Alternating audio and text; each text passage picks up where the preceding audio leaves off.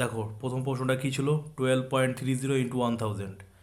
দেখো ওয়ানের পরে যেহেতু তিনটে জিরো আছে, তাই এরকম ওয়ানের পরে জিরো দিয়ে ইন্টু হলে তোমাদের ক্লাসে বলেছি ইন্টু করতে হয় না, এমনিতেই হয়ে যায়। কীভাবে হয়, তিনটে জিরো থাকলে ডেসিমেল 3 ডিজিট পেছনে চলে যাবে। ভালো করে খেয়াল করো, তাহলে কী আছে, 1 2 আছে, 3 0, দেখো দুটো ডিজিট, আর একটা ডিজিট নেই মানে আরেকটা জিরো দিতে হবে, দিয়ে এখান থেকে পেছনে ডেসিমেল চলে আসবে এই জায়গাটাতে। তো এই ডেসিমেল দিলেও হবে না দিলেও হবে, কারণ কি যে কোনো নাম্বারের পিছনে কিছু নেই মানে ডেসিমেল থাকে। মাথায় ঢুকেছে? ইয়েস অর নো, হ্যাঁ কি না? Yes, sir, ঢুকেছে। Yes, sir, ঢুকেছে। তাহলে Yes, sir, ঢুকেছে। Very good. এবার 2 নম্বর অঙ্কটা বলো কি আছে। স্যার, হ্যাঁ বলো।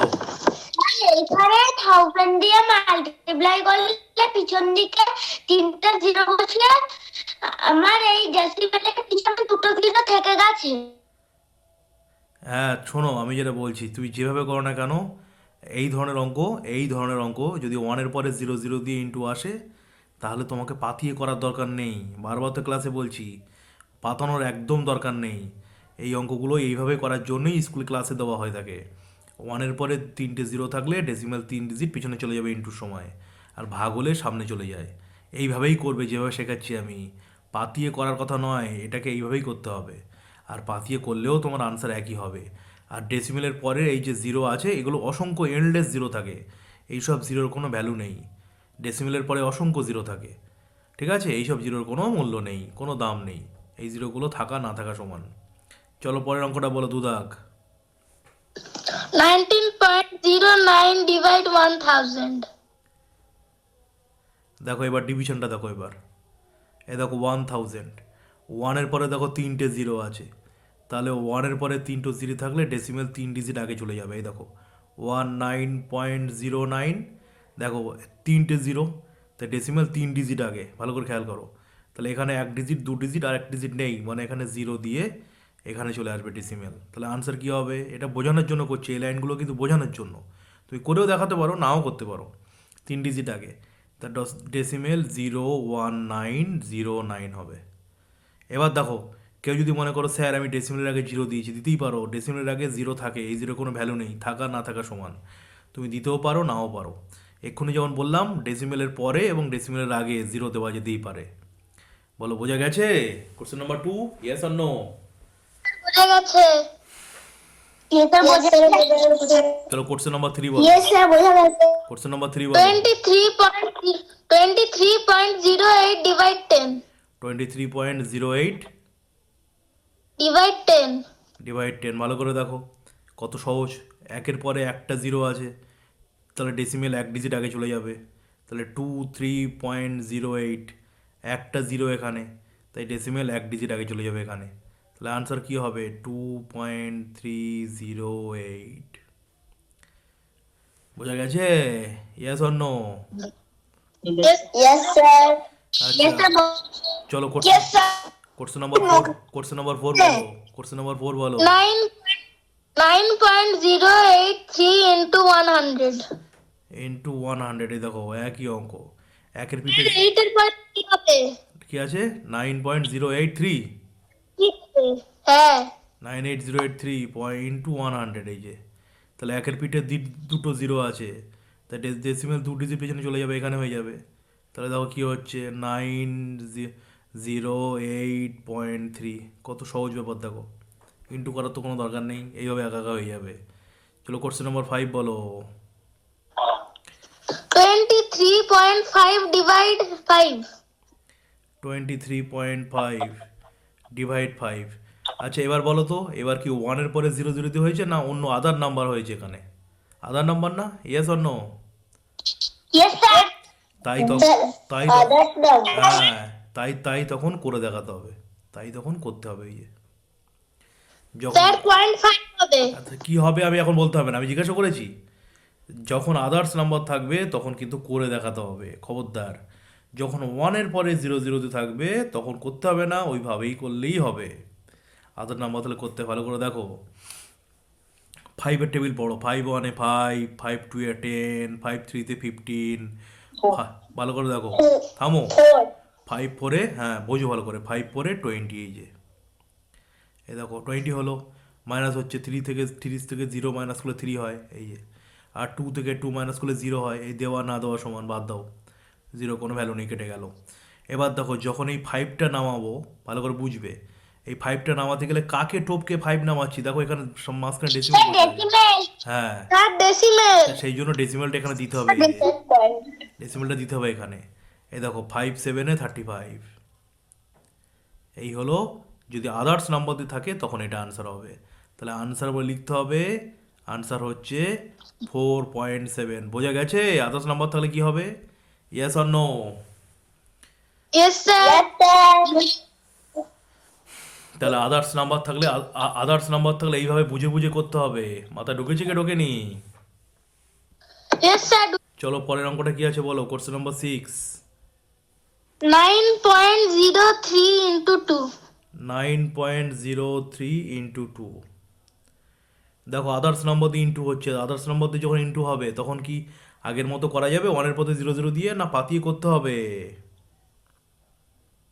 স্যার করতে হবে, পাটিয়ে করতে হবে, দেখো কি করতে হবে? দেখো দেখো ভালো করে ইন্টু করছি, দেখো হ্যাঁ এই দেখো, দেখো 3 2 তে 6, এই দেখো 2 আর 0 ইন্টু করলে 2 0-তে 0, এই দেখো 9 আর 2 ইন্টু করলে 9 2 18, এই দেখো 18 হয়ে গেল। এর ভালো করে বুঝবে এই জায়গাটা, ডেসিমেলের পরে দেখো দুটো, ভালো করে বুঝবে, বোঝানোর সময় আবার কথা হচ্ছে। ডেসিমেলের পরে দেখো দুটো নাম্বার আছে, 2 ডিজিট আছে, ডেসিমেলের পরে দেখো 2 ডিজিট আছে।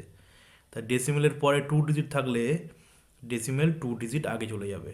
কোথাও নেই মানে পিছনে থাকে জানো, এখানে চলে আসবে। আবারও বলছি, যখন অন্য নাম্বার দিয়ে ইন্টু হবে তখন ডেসিমেলের পরে যে কটা ডিজিট থাকবে ডেসিমেল সে কটা ডিজিট আগে চলে যায়। ভালো করে একটা ব্যাপার বুঝলে আবার বোঝাচ্ছি, দেখো পাশাপাশি দেখো, তাহলে বুঝতে সুবিধা হবে। দেখো দেখো ভালো করে দেখে নেবে। ধরো 18.03 ইন্টু 10, ধরো এই যে, আর একটা দেখো ভালো করে বোঝো। আচ্ছা 18.0 এটা দিলাম না, খুব সহজ একটা দিই তাহলে বুঝতে সুবিধা হবে। ধরো 2.12 ইন্টু 10, আবার একটা দেখো এই 2.12 ইন্টু 2, ভালো করে বুঝবে, দুটোকে কম্পেয়ার করছি। দেখো এটা কি হবে, এই দেখো 212, 1-এর পরে একটা 0 হওয়ার জন্য ডেসিমেল এখান থেকে 1 ডিজিট পেছনে চলে আসবে, এই যে এখানে চলে এলো, এই যে ভালো করে দেখো, এখানে ছিল এখান থেকে এখানে চলে এলো। ঠিক, এবার তাহলে কোন দিকে গেল? পিছন দিকে। কখন? যখন 1-এর পরে 0 দিয়ে ইন্টু হবে। আচ্ছা এবার দেখো আদার নাম্বার দিয়ে করলে কী হয়, ভালো করে খেয়াল করো। তাহলে 2 আর 2 ইন্টু, ভালো করে বোঝো, এটাকে ইন্টু করছি, 2 2 4, 2 1 2, 2 2 4, এই হলো। তাহলে 4 2 4 হলো। এবার দেখো ডেসিমেলের পরে দুটো নাম্বার আছে, এখানে ডেসিমেল 2 ডিজিট আগে চলে যাবে, এই যে। তাহলে কি বুঝলে? যখন 10 দিয়ে ইন্টু হচ্ছে 1-এর পরে 0 দিয়ে, তখন ডেসিমেল কোন দিকে যায়? পিছন দিকে। আর যখন আদার নাম্বার দিয়ে ইন্টু হবে তখন ডেসিমেল যে কটা নাম্বারের পরে ডেসিমেল রয়েছে কোথায় যায়? সামনে যায়। মাথায় ঢুকেছে দুটো? Yes or no? স্যার ঢুকেছে, হ্যাঁ কি না? ইয়েস স্যার ঢুকেছে, ইয়েস স্যার ঢুকেছে। Very good.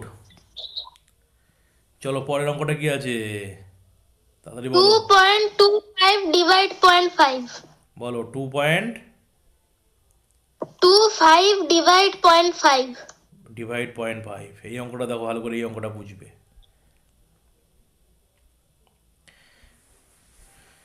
দেখো পয়েন্ট যদি না থাকতো তাহলে এটাকে আমরা পাতিয়ে করতাম, এই যে এই করে এইভাবে করে নিতাম আমরা, এই কেমন একটু আগে শিখেছি আমরা।